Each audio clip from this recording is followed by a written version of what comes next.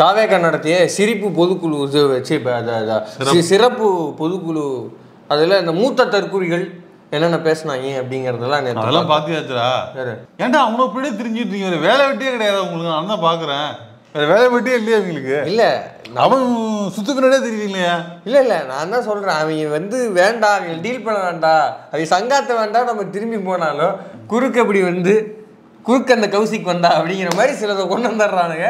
நம்மளும் அப்புறம் அதுக்கு ப்ரோவாக்காக வேண்டியதாக இருக்குது. அப்படி இந்த இளைய தற்கூறிகள் கட்சியில பொறுப்பாளர்களாக இருக்கிற அந்த தற்கூறிகள் என்ன பேசியிருக்கிறாங்க அப்படின்னு சில கிளிப்புகள் வைரலா இருக்குது. அப்படியா? ஆமா. அதுல முக்கியமா கண்ணில் பட்டது என்ன அப்படின்னா, ஒரு தாய் பேசின ஒரு வீடியோ. கண்ணீர் மல்க பேசியிருக்காங்களா? ஆமா, அது பார்க்கும்போது இதயம்லாம் ரொம்ப கனத்து போயிடுச்சு அப்படின்னு. இல்லை அதான், ஏன்னா இந்த கூட்டத்தில் பறி கொடுத்தவங்க எல்லாருக்குமே கொஞ்சம் ஒரு துன்பம் அது வரத்தான் செய்யும். சங்க இலக்கியங்கள் தொட்டு சமகால சினிமா வரைக்கும் சாக்கு அப்படியே புடிச்சிட்டேன். பல தாய்களை நம்ம பார்த்துருக்கோம். இந்த தமிழ் சமூகம் பார்த்து தெய்வ தாய், ஆன்மீக தாய், சதித்தாய், சாதித்தாய், சாவிரத்தி, தாவித்து தாய், பல தாய்களை பார்த்திருக்கிறோம். அந்த வரிசையில இந்த தாய் ரொம்பவும் இதயத்திலிருந்து கணக்க வைத்து விட்டார்கள். தாய் இல்லாமல் நான் இல்லை, தானே எவரும் பிறந்ததில்லை, எனக்கு ஒரு தாய் இருக்கின்றார். அந்த தாய் என்ன சொன்னாங்கன்னு பார்ப்போம்.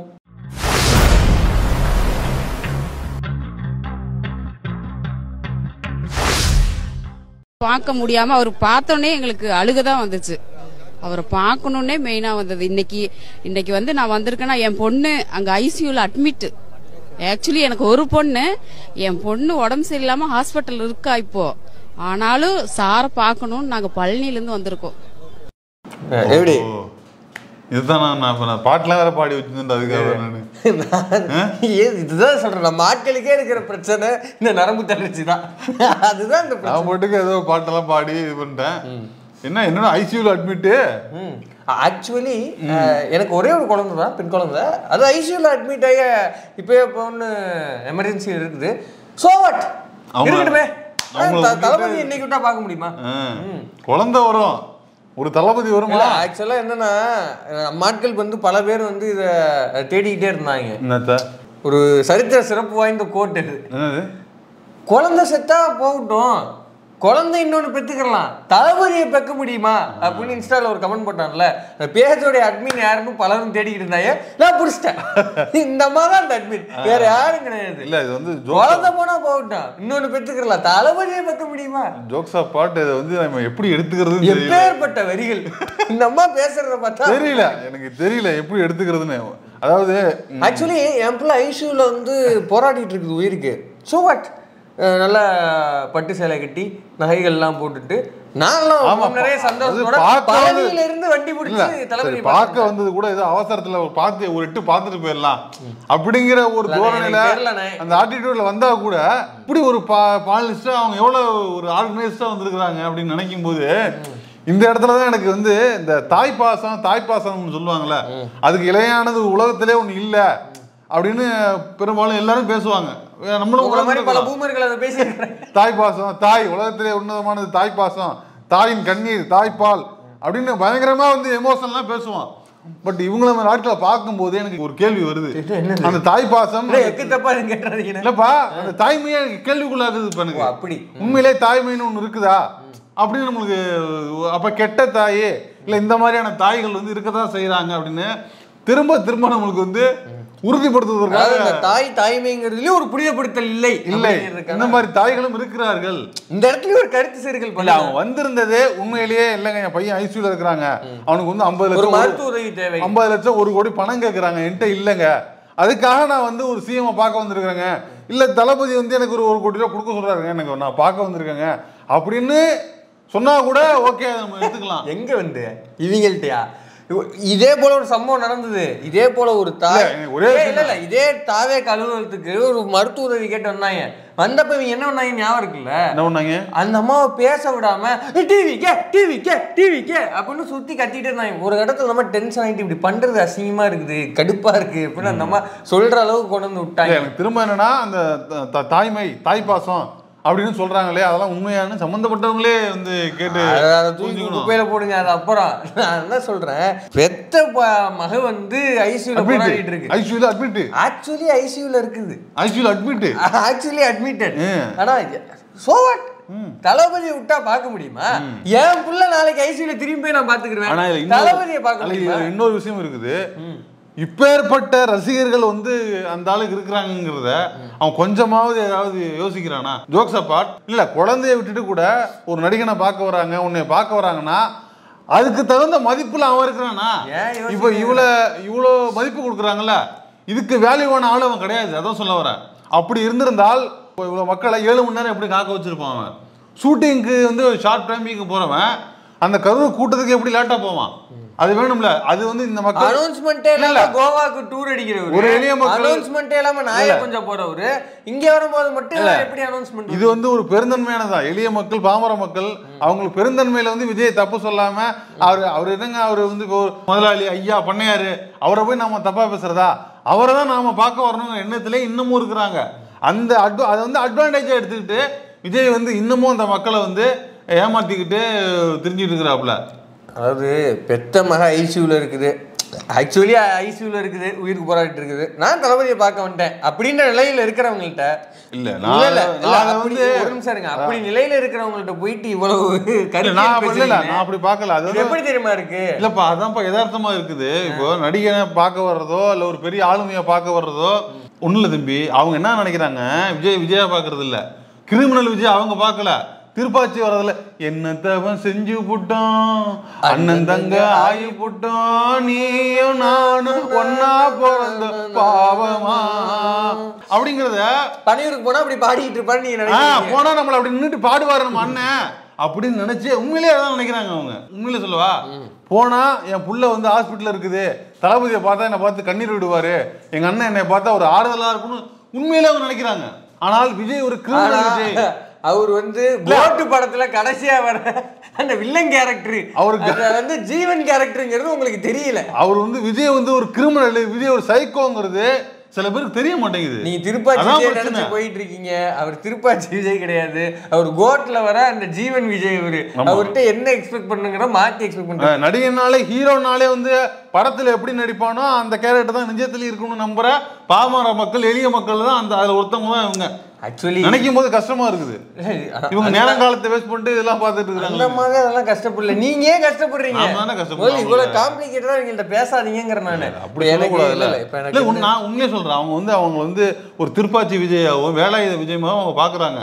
அதை இருந்தாலும் யூஸ் பண்ணிக்கிறான். அது கிடையாதுங்கிறதுதான் உண்மை. சரி, அது ஒரு பக்கெட். இப்ப நீங்க வேணா உட்காந்து இவங்கள்ட்ட கருத்தியல் பேசுங்க. நான் இவங்கள்ட்ட கருத்தியல் பேசுறாங்க இல்ல, நான் இவங்கள்ட்ட அரசியல் பேசுற மூட்லயே இல்ல. எனக்கு என்ன இருந்தாலும் பாவண்டா, எங்க அக்கா வந்து விட்டுருவோம், அப்படியே தவிர்த்துட்டு போறீங்களா என்ன? ஆக்சுவலி ஐசியூல இருக்கு, அதான் நான் வர்றேன்ற வேண்டிய நீங்க என்ன சொல்ல போறீங்க? எதிர்த்து பேசுறது ஒரு பாலிசியா இருந்தாலும் அவங்களுக்கு சில விஷயங்களை சொல்ல வேண்டியது நம்ம வேலையா இருக்கு, அவங்களுக்கு பரிதாபப்பட வேண்டியது நம்ம வேலையா இருக்குல்ல. நீங்க செவுத்துக்கிட்ட பேசுறீங்க, நான் அவ்வளவுதான் சொல்லுவேன். ஓகே, எனக்கு சில கேள்வி. விஜய்கிட்ட நீங்க ஒரு கமெண்ட் ஒண்ணு இதாச்சு, நீங்க பேசுறது விஜய்னு தெரிஞ்சுட்டு பேசுங்க அப்படி ஒரு கமெண்ட் ஒண்ணு வந்துச்சு. அப்படியா? ஆமாப்பா, பாக்கலாம். பாக்கலையா? ஃபேமஸான ஒரு கோட்ரா. அப்படியா? இது நீங்க வந்து விஜயுடன் போது விஜயுடன் நீங்க பேசுவது விஜயன் கூட இருக்கலாம். ஒண்ணு பேசுனாங்களே, அதுவா அனைவரிடமும் பேசி ஜெயித்து விடலாம் என்று நினைக்காதீர்கள். எதிரில் இருப்பவர் விஜயா கூட இருக்கு, அவ்வளவுதான். அதான் கரெக்டான ஸ்டேட்மெண்ட். அவ்வளவுதான். விஜய் பேசி விஜய் கூட்டம் அவங்கள்ட்ட நம்ம இது எதிர்பார்க்க முடியாது. எல்லோரையும் பேசி கன்வின்ஸ் பண்ணி விடலாம் என்று நினைத்து விடார்கள். எதிரில் இருப்பவர் விஜயா கூட இருக்கலாம். அது இப்ப நமக்கு வந்து என்னன்னா, இந்த தெய்வத்தாய் உள்ளிட்ட பலரும் இருக்கிறாங்க, இவங்க மைண்ட் செட்லேயே பலரும் இருக்கிறாங்க. ஏன் அந்த 41 குடும்பங்களில் கூட சில பேர் என்ன என் பிள்ளை செத்து போச்சு, ஓகே அதனால என்ன, என் பிள்ளையா வந்து விஜய் இருக்கிறாரு, ஆனால் ஒன்றும் பிரச்சனை இல்லை, பிள்ளையான செத்துட்டு போகிறான், அவங்க எமோஷன், அது நம்ம சொல்ல முடியும் அப்படின்னு சொல்கிறவங்க இருக்கிறாங்க. என் தம்பி செத்துட்டான், இப்போ நான் உயிரோடு இருக்கிறேன், அடுத்து நான் போகிறேன் அப்படின்னு சொல்கிறவராக இருக்கட்டும். என்ன குழந்தைய கூப்பிட்டு போய் தளபதியை பார்க்கலான்ட்டு இருந்தேன், குழந்தை செத்துருச்சு, என்ன தளபதியை பார்க்க நான் கொடுத்த வேலை தான் பெருசு இப்படின்னு சொல்ற ஆட்கள் இருக்காங்கல்ல, இவங்க கிட்ட எனக்கு சில கேள்விகள் இருக்கு. சரி, அவங்க பதிலாம் சொல்ல வேண்டாம், நான் அவங்கள்ட்ட பதிலே எதிர்பார்க்கல, எனக்கு சில கேள்விகள் தான் இருக்குது. முடிஞ்சா வாய்ப்பு இருந்தா டைம் இருந்தா இந்த கேள்விகளை வேணா உங்களுக்குள்ளேயே ஒரு கேட்டு பாருங்க, ப்ராசஸ் பண்ணி பாருங்க. என்ன கேள்வின்னா இப்போ வரைக்கும் இவங்க என்ன சொல்றாங்கன்னா விஜய் மீது எந்த தப்புமே கிடையாதுங்க, விஜய் மீது ஒரு தவறும் கிடையாது, இது வந்து ஒரு சதி அவங்களோட பெருந்தன்மைடா. அதாவது நம்ம இருங்க விஜய் மீது ஒரு தவறும் இல்லை. நேற்று வந்து அந்த சிரிப்பு பொதுக்குழு வரைக்கும் அதே தான் சொல்றாங்க. அப்படின்னா ஒரே ஒரு கேள்விதான், அப்ப என்ன மாநாட்டுக்கு 20 லட்சம் ரூபா தலைக்கு கொடுத்தீங்க? யாரை கேட்கறது? யாருன்னா பொதுவாக இவங்கள்ட்ட தான் கேட்குறேன். இந்த மனிதர்கள் மாணிக்கங்கள் இருக்காங்க இல்ல, இவங்கள்ட்ட தான் அந்த கேள்வியை முன்வைக்கிறேன் நான். எதற்காக தலா 20 லட்சம் கொடுத்தார்கள்? ஏன்னா விஜய் மீது ஒரு தவறும் இல்லை. அப்பயே விஜய் வந்து அவர் கை எதுக்கு 20 லட்சம் ரூபா கொடுக்கணும், ஒண்ணுமே பண்ணலனா அப்படின்னு அவர் மேல தப்பு இல்லைன்னா ஏன் கொடுக்கணும்? இப்ப தாவேக்காங்கிற ட்விட்டர் அக்கௌண்ட் ஆரம்பிச்சு இந்த 2 வருஷத்துக்குள்ள ஒரு 1.5-2 வருஷத்துக்குள்ள பல சம்பவங்கள் தமிழ்நாட்டில் பல அசம்பாவிதங்கள் நடந்திருக்குது. கருணையின் அடிப்படையில் கூட கொடுக்கலாம்ல. இல்ல அதுக்கு தான் நான் வரேன், கருணை அடிப்படையில் நான் வரேன். இப்ப சமீபத்துல கோவையில வந்து அந்த மாணவிக்கு ஒரு பாலியல் வன்கொடுமை நடந்திருக்குது. இதுக்கு ஏதாவது விஜய் காசு கொடுத்தாரா? ஒரு கருணையின் அடிப்படையில் ஒரு பெண் பாதிக்கப்பட்டிருக்கிறாங்க இல்லையா? சரி விட்டுருங்க, அது வந்து கொஞ்சம் நகர்ந்து முன்னாடி போவோம். இவங்க இந்த அண்ணா பல்கலைக்கழகத்து விஷயத்துல தங்கைகளே அண்ணனாக எழுதுகிறேன் அப்படின்னு இந்த காவியம் தீட்டினார்ல, அப்ப ஏதாவது அதுக்கே ஒரு ட்வீட் போட்டதுக்கே அது போதும் சொன்னா நம்ம ஜனாதிபதி சாமி. ஆமா இருக்கலாம் போட முடியாது. அரசியல் பண்ணிட்டோமே அப்படின்னு சொல்லி ரொம்ப அழுத்துக்கிட்டு போட்டுருக்காங்க. அப்பதான் காசு இல்ல. Right, okay. இப்ப இன்னொரு மேட்டர் விட்ட பாருங்க, இந்த விவசாய நிலத்துல வேலை பார்த்துக்கிட்டு இருந்த ஒரு 4-5 பேரு இந்த இடி மின்னல் தாக்கி ஒரு 4 பேர் இறந்து போனாங்கல்ல, அதுக்கு ஏதாவது கருணையின் அடிப்படையில் ஏதாவது கொடுத்தாரா? அது அதுக்கு என்னடா சம்பந்தம் இருக்கு அவனுக்கு? சரி விடுங்க, இன்னும் கொஞ்சம் ரீவின் பண்ணி போங்க. நம்ம இந்த கள்ளக்குறிச்சிலையா இந்த விசச்சாராயம் கூட செத்து போனாங்கல்ல, அப்ப கூட வந்து விஜய் நான் பார்க்க போனாரு ஆஸ்பத்திரிக்கு. அப்ப ஏதாவது கருணையின் அடிப்படையில் ஏதாவது அமௌண்ட் கொடுத்தாரு? எதுவும் கொடுக்கல. இப்ப இதுக்கெல்லாம் வந்து இதெல்லாம் சம்பந்தப்படவே இல்லையா அவரு? அதான் சொல்றேன். இப்ப இதுக்கெல்லாம் தமிழ்நாடு அரசு காசு கொடுத்துச்சு. இந்த இடி தாக்கி இறந்து போனாங்க 4 பேர். அதுலயும் இந்த தாவேக்கா தற்கொலைகள் உள்ளிட்ட பல பேர் வந்து ஃபேக் நியூஸ் பரப்பிக்கிட்டு இருக்கான், அரசு காசு கொடுக்கணும். அதுக்கெல்லாம் அரசு நஷ்டீடு கொடுத்துருக்கு. ஏன் அரசு கொடுக்குது? பொறுப்பேற்றுக்கிறாங்க. அந்த அரசின் கீழே தான் வாழ்ந்துட்டு இருக்காங்க அவங்க. அதனால பொறுப்பேற்றுக்கிட்டு சரிப்பா அப்படின்னு, அது வந்து முழுமையான தீர்வு கிடையாது, இருந்தாலும் ஒரு இழப்பீடு, ஒரு காம்பன்சேஷன் கொடுக்குறாங்க. கள்ளக்குறிச்சி விவசாயத்துக்கு கொடுத்தாங்க. ஏன்? அது அரசின் கடமையும் ஒரு பங்கு இருக்குது, அதனால நாங்கள் வந்து கொடுக்குறோம்னு கொடுத்தாங்க. அப்போ இதுக்கெல்லாம் எதுக்குமே விஜய் ஏன் கொடுக்கலன்னா அதுக்கு எனக்கு சம்பந்தம் இல்லை, அதுக்கு எனக்கு என்ன அவரு கூட்டத்தில் நடந்தது அதனால கொடுக்குறாப்புல. இப்போ இது எதுக்குமே எனக்கு சம்பந்தம் இல்லை அதனால நான் காசு கொடுக்கலன்னா, இப்போ இதுக்கு செந்தில் பாலாஜியோட சரிதான காரணம். செந்தில் பாலாஜி தானே கொடுக்க சொல்லுங்க. செந்தில் பாலாஜி கொடுக்க சொல்லிலாம் பண்ணி கொடுக்கணும், நீ எதுக்கு காசு கொடுக்குற? வேல்யூடா கரெக்டான பாயிண்ட புடிச்சீங்க. இது ஒரு கட்டு வீடியோ இல்ல, நீங்க கொடுத்தப்ப. சரி, அப்ப இன்னொரு கேள்வி. சரி, இது செந்தில் பாலாஜியோட சரி. ஏன்னா கரூருக்குள்ள நுழையிற வரைக்கும் மற்ற ஊர் போலதாங்க நாங்க திங்கிங்ல இருந்தோம். இந்த ரைட் எடுத்தோன்னே டிராப்புங்கிறது மாட்டிக்கிட்டோம். அப்படியா அப்படின்னு இந்த லூசு மோகன் சொன்னானா இல்லையா? சொன்னான்ல. அப்ப உங்களுக்கு இந்த சம்பவத்துக்கு சம்பந்தம் இல்லை, ரைட்டா? அப்புறம் என்ன மாநாட்டுக்கு அந்த 35 குடும்பத்தோட காலிலேயே மகாப்ஸ்ல விழுந்தாரு? எங்க மகாப்ஸ்ல கூட்டு போய் விழுந்தாப்புல இல்ல காலில்? ஆமா. எதுக்கு விழுந்தீங்க? இப்ப என்ன இருந்தாலும் ஒரு சோகம் நடந்திருக்குது. ஒரு தனி மனிதனா, ஒரு சாதாரண மனிதனா, ஒரு நடிகனா, ஒரு தமிழ்நாட்டின் தலைமகனா ஒருவர் உருட்டல் பெரட்டலே இருக்கக்கூடாது. இந்த காலில் விழுகிற கலாச்சாரத்துக்கு இது வந்து நமக்கு உடன்பாடு கிடையாது. அதில் நமக்கு எந்த உள்ள காலில் விழுவலையா விட்டு 4 பேர் நம்பினாங்களா விஜய மூக்கு மாரில பேத்து, அதனாலதான் போட்டோ வரலையா இன்னைக்கு. மூஞ்சி தலைமாரில பிச்சுட்டு ஊத்துதான், கையெல்லாம் முறுக்கிட்டு அடிச்சிருக்காங்க விஜய. இது வந்து சத்யாதாக்கு வந்து தகவல் இல்லையா? தகவல் தான். தகவலா தகவல் தான் சொன்னாங்க. நானும் இங்க படிச்சேன், Facebookல படிச்சேன். விட்டு நிமிர்ந்து விளாடலாம் விரிச்சுட்டாங்களா, கவட்டெல்லாம் பிடிச்சி விரிச்சு விட்டு இந்த இடத்துல நம்பிட்டாங்களாம். என்னாலும் அதான் நல்லா வெளில வரலையா, போட்டோ எடுக்கலையா, போட்டோகிராஃபர் ஆள் போட்டுருக்காங்க. நீ எங்க குறுக்க வர இதே போட்டோ எடுக்கிற மயிலாண்டி அவன் 2 போட்டுருக்காங்க. வெளுத்துருக்காங்க. இல்ல ஒரு ஹோட்டல்ல என்ன படம் தெரியுமா, அழகர மலைங்கிற படத்துல வடிவேல உள்ள போய் நம்பு ஓடாத பேசுவோம். அந்த மாதிரிதான் நடந்திருக்குது. தகவல் இது. நமக்கு என்ன கேள்வினா, இப்போ உனக்கு அந்த சம்பவத்துக்கு சம்பந்தம் இல்ல, அப்புறம் எதுக்கு ராஜா விழுந்த காலில்? ஏன் இப்போ வரைக்கும் நீங்க சொன்ன தகவல், உங்களுக்கு சொன்னதாக வந்த தகவல் வந்து காலில் விழுந்தாருங்கிறது. இந்த காலில் விழுகிற கலாச்சாரத்துக்கு நமக்கு உடன்பாடு கிடையாது. அவர் பெரியார். இல்ல ஆனா காலில் விழுகிறது இப்போ பேசிக்கா எதுக்கு விழுவாங்க? மரியாதை அடிப்படையிலன்னு சொல்லுவாங்க. அப்படிலாம் நான் தப்பு பண்ணிட்டேன் மன்னிப்பு கேட்கறது அப்படின்னு நான் திரும்பி சொல்றேன். நமக்கு உடன்பாடு இல்லை, அது நமக்கு மாற்று கருத்து இருக்கு. ஆனா பொதுவாக கால் விழுகிறதுக்கு சொல்லப்படுற காரணம் இது 2 தான். இப்போ நீ மரியாதை நிமித்தமா 35 குடும்பம் காலையில் விழுகிறதுக்கு வாய்ப்பு இல்லை. ஏன்னா இதுக்கு முன்னாடி மரியாதை கிடையாது. இல்ல தூய்மை பணியாளர்கள் வந்து கூப்பிட்டு ஆதரவு கொடுத்தில, அப்ப மரியாதை நிமித்தமா நீ அவங்க காலெல்லாம் விழுகல. இதுக்கு முன்னாடி பல சம்பவங்கள் நடந்துச்சு, பல சந்திப்புகள் நீ பண்ணியிருக்கிற. ஆனா எதுலையுமே நீ வந்து மரியாதை நிமித்தமா காலில் விழுகல. அப்ப இவங்க காலில் மரியாதை நிமித்தமா விழுகல, அப்ப வேற எதுக்கு விழுகிற? என்ன மன்னிச்சுக்குங்கன்னு என் காலில் விழுந்து கதறினாருன்னு அந்த சம்பந்தப்பட்ட குடும்பத்தினரே பேட்டியும் கொடுத்தாங்க. அப்பனா நீ மன்னிவு கேட்டு தான் விழுந்திருக்க. நீ செய்யாத தப்புக்கு ஏன்பா மன்னிப்பு கேட்கிற? நீ இந்த தப்பு செய்யல, சதிக்கோட் பண்ணி என்ன சொல்லியிருக்கணும்? உங்க ஊர்ல இருக்க செந்தில் பாலாஜி அவர் தாங்க அதை பண்ணார், அவரை போய் கேள்வி கேளுங்க அப்படிலாம் சொல்லியிருக்கணும். நீ எதுக்கு காலில் விழுந்த? கரெக்ட். அப்ப எதுக்கு விழுகுற? சரி ரைட்டு, தவறே செய்யல, எனக்கு இந்த சம்பவத்துக்கு எந்த சம்மந்தமும் இல்லைங்க, இது செஞ்ச செந்தில் பாலாஜிங்க, அப்புறம் ஏன் ஓடி ஒளிஞ்சிங்க? எங்க அதுதான் எங்க ஓடி ஒளிஞ்சிங்கன்னு தான் கேட்கறேன் நானு. ஸ்பாட்ல இல்லையே நீ தம்பி. அதெல்லாம் எப்படிடா ஒரு 41 டெத்து நடந்திருக்குது, நம்ம எப்படி அங்கேயே இருக்க முடியுமா?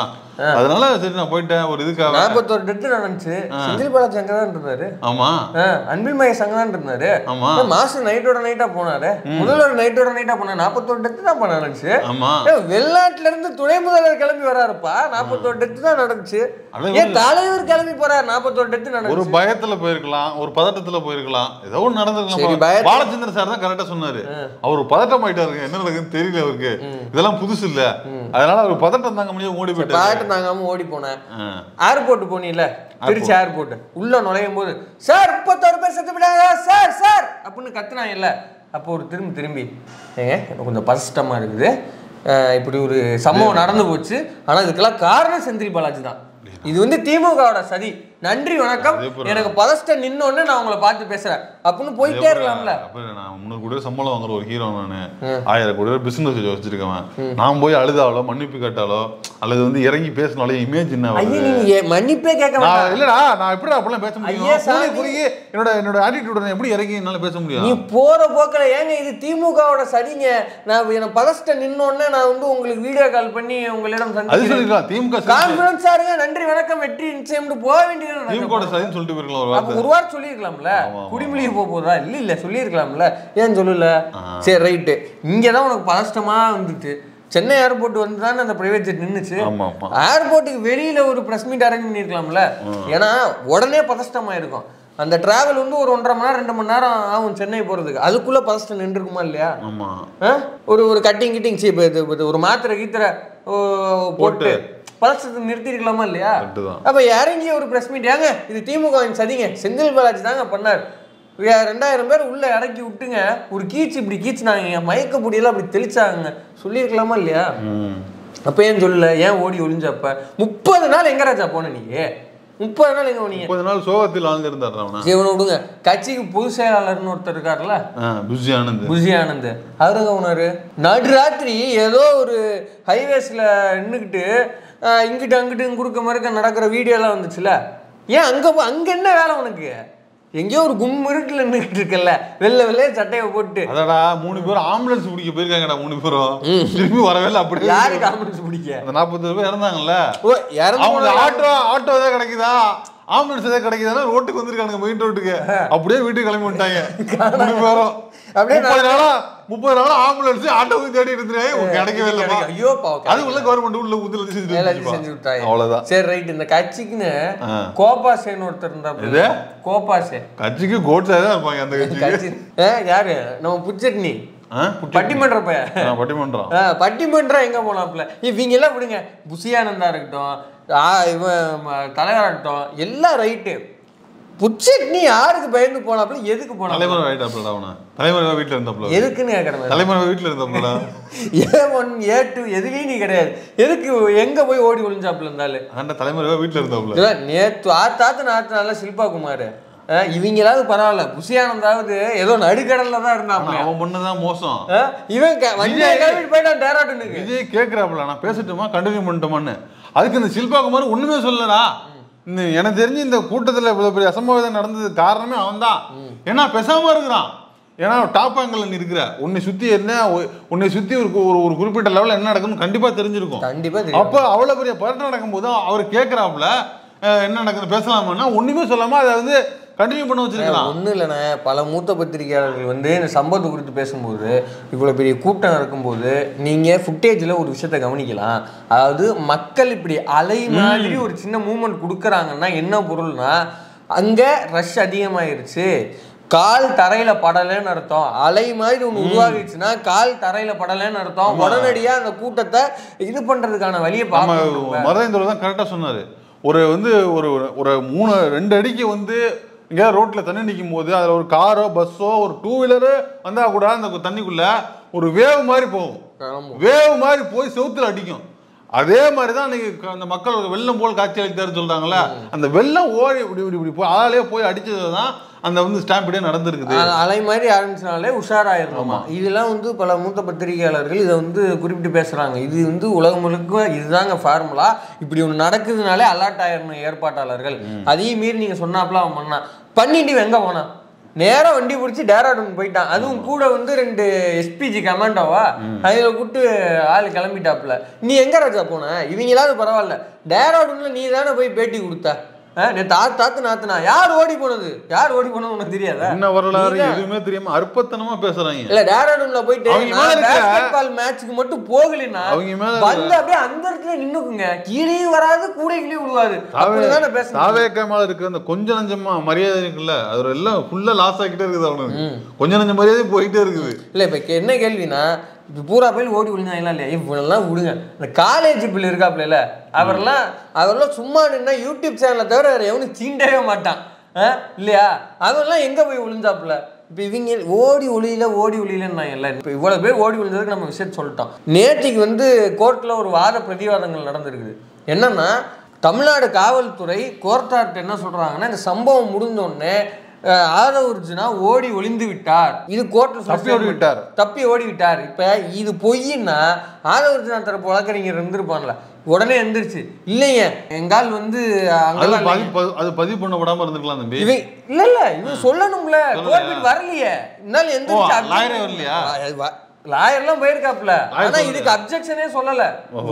காவல்துறை ஓடிட்டாருன்னு சொன்னதுக்கு அப்படிங்களா அப்படின்னு ஒரு பாட்டு வெளில வந்திருக்காரு. மறுப்பு சொல்லியிருக்கணுமா இல்லையா? இல்லைங்க, காவல்துறை சொன்ன அந்த தேதியில சொன்ன அந்த நேரத்துல கரூர் அந்த எல்லைக்கல் இருக்கு இல்லைங்க, அந்த NH எல்லைக்கல் அதுலயே குத்த வச்சு எங்கால உட்காந்துருந்தாருங்க பெர்மிஷனுக்காக. அவரெல்லாம் ஒன்றும் ஓட கிடையாதுங்க, என்ன நினைச்சிட்டீங்க அப்படின்னு பதில் சொல்லியிருக்கணுமா இல்லையா? கோர்ட்ல சொல்லவே இல்லை. யார் ஓடி ஒளிஞ்சதுங்கிறது நேற்று கோர்ட்ல காவல்துறை சொல்லியிருக்குது. சில்பா குமாரோட வழக்கறிஞர் அங்க இருந்தாரு, அதை மறுக்கவே இல்லை. அப்ப ஏன் மறுக்கல? இது இந்த மனிதர்கள் மாணிக்கங்கள்லாம் கேட்கணும். விஜய் தான் ஓடி ஒளிஞ்சது கண்ணுக்கு எதிரே தெரிஞ்சுது. விஜய் இருக்கிறதுல அவனுக்கு இருப்பாங்க, விஜய் விட்டானுக்கு இருப்பாங்க. விஜயே கிளம்பிட்டாங்க, அவனுக்கு மட்டும் என்ன பண்ண போறாங்க? இன்னொரு ஒரே ஒரு கேள்வி இருக்குது. என்னன்னா, செந்தில் பாலாஜி அவர்களை பற்றி பேசும்போது தான் செருப்பு விட்டு இருந்தாங்க. இப்போ வந்து தயாராக இருந்திருக்கிறாங்க. செந்தில் பாலாஜியை பற்றி அந்த 10 ரூபான்னு பாட்டு பாடும்போது தான் விசிறுனாங்க. அப்புறம் நாங்கள் பாட போகிறோங்கிறது அவங்களுக்கு தெரிஞ்சிருக்கு இல்லையா? அதானே லாஜிக்காக தானே. அப்போது நீ என்ன பேச போகிற, என்ன பெர்ஃபார்மன்ஸ் அங்கே நிகழ்த்த போகிறேங்கிறது உன் A4 சீட்டில் இருக்கிறவனுக்கும் உனக்கு எழுதி கொடுத்த நாக்பூர்காரனுக்கு மட்டும்தான் தெரியும். கரெக்டா? வேறு 2 பேர் தவிர வேறு யாருக்கும் தெரியாது. அப்போது கரெக்டாக அந்த 10 ரூபா பாட்டு போடும்போது தான் செருப்பு வந்துச்சுங்கிற லாஜிக் உண்மைன்னா, அப்போ ஸ்கிரிப்ட் பேப்பர் லீக் ஆயிடுச்சா? அப்போ ஸ்கிரிப்ட் பேப்பர் செந்தில் பாலாஜிக்கு லீக் ஆயிடுச்சு. அதனால அவர் சொல்லி அமைச்சிருக்கிறாரு. இப்படிலாம் பேசுறியா? அதான் லாஜிக்கு. இல்ல செந்தில் பாலாஜி பத்தி பேசி எடுக்கும் போது அது வந்து உச்சத்தை தொடும் பொழுது செருப்பு அடிக்கலாம்னு எதிர்பார்த்துருக்கலாம். ஆனா பாட்டு போடுவாங்கன்னு தெரியாது. இல்ல லாஜிக் இது. பாட்டு பாடும் போது தான் வந்துச்சு அப்படின்ட்டா பாட்டு போறது எப்படி தெரியும்? ஸ்கிரிப்ட் பேப்பர் லீக் ஆச்சா? நாக்பூருக்கு இன்னொரு காப்பி யாருக்காவது அனுப்பிட்டாங்களா இல்ல நீ அனுப்புனியா? இல்ல நீயே செட்டப் பண்ணி செருப்பு அடிக்க வச்சியா? அப்ப இது வந்து மனிதர்கள் மாணிக்கங்கள் கேட்டு சொல்லணும். இறுதியா ஒரே ஒரு கேள்விதான். இல்லை இப்போ பலரும் வந்து சொல்கிறாங்க, என் பிள்ளை வந்து ஐசியூவில் இருக்குது, என் தம்பி செத்துட்டான், இருந்தாலும் நான் இருக்கிறேன்ல, என் பிள்ளை செத்து போச்சு, போனால் போகட்டும், என் குழந்தை செத்துட்டு. இல்லை அதில் இந்த மாதிரி சொல்கிறவங்க இந்த மாதிரி சொல்கிறவங்க என்ன தெரியுமா விஷயம்? ஒன்று சம்மந்தி இறந்து போனாங்கல்ல, அவங்களுக்கும் அந்த குடும்பத்தாருக்கும் அந்த மாதிரி சொல்கிறவங்க குடும்பத்தாருக்கும் ஏற்கனவே மனக்கசப்பு இருந்துச்சு. இது செத்து ஒழிஞ்சா போதும் அப்படிங்கிற மனநிலையில அவங்க இருந்திருக்கணும். ஏன்னா அப்பதான் வந்து போனா கூட அவங்களுக்கு வந்து அதை பத்தின கவலை கிடையாது. ஒன்றும் பிரச்சனை இல்லைங்க, அவங்க குடிச்சு தெரிஞ்சாங்க, அவன் இருந்தான்னா செத்தானா, அவன் செத்தா 20 லட்சமாவது கிடைச்சது, அவன் வாழ்நாள் அப்படிங்கிற மனநிலை இருந்தவங்க தான் அப்படி பேச முடியும். இல்லைன்னு வச்சுக்க இப்படி பேச முடியாதுல்ல. ஸோ அந்த மனிதர்கள் அவங்க இருந்தாலும் நமக்கு தெரியல. எனக்கு ஒரே ஒரு கேள்விதான், இந்த மனிதர்கள் மாணிக்கங்கள் இப்படி ஸ்டேட்மெண்ட் சொல்ற மனிதர்கள் மாணிக்கங்கள்லாம் எப்ப சாவீங்க? நீங்க எப்ப சாவீங்க? ஏன்பா? ஓ சாரி சாரிண்ணே சாரிண்ணே தம்பி இல்ல இப்படிலாம் கேட்கக்கூடாது. இல்லை சாரி சார், ஒரு இது கோவத்தில் உணர்ச்சி கேட்டேன், சாரி மன்னிச்சிருங்க. நீங்க எப்போ தாவேக்கா கூட்டத்துக்கு, விஜய் வர்ற அந்த தாவேக்கா கூட்டத்துக்கு நீங்க எப்போ போவீங்க?